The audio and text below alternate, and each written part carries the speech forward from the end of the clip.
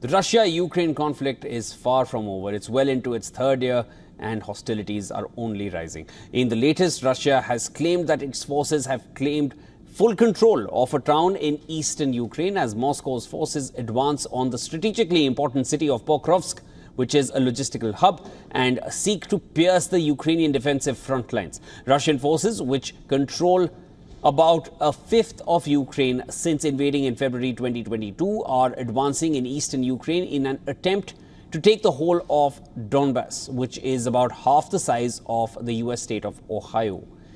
Earlier in the day, 3 people were injured in Russia's Belgorod region after Ukrainian shells hit the town of Shebekino. Kyiv said that it struck an ammunition depot in Voronezh. The governor of the region said the debris from the downed drone triggered a fire and a series of explosions.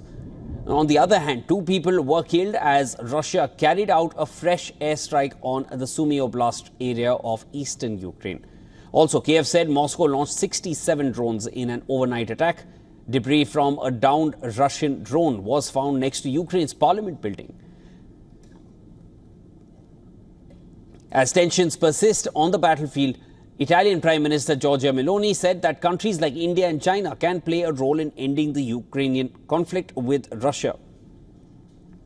Russian President Vladimir Putin had spoken on the same lines on Thursday, early in the week. Meloni's statements came after a meeting with Ukrainian President Volodymyr Zelensky on the sidelines of the European House Ambrosetti in Cernobio. Addressing the annual conference, Meloni said China and India can play a role and must play a role in resolving the conflict in Ukraine. The only thing that cannot happen, she said, is to think that the conflict can be solved by abandoning Ukraine. That is not an option.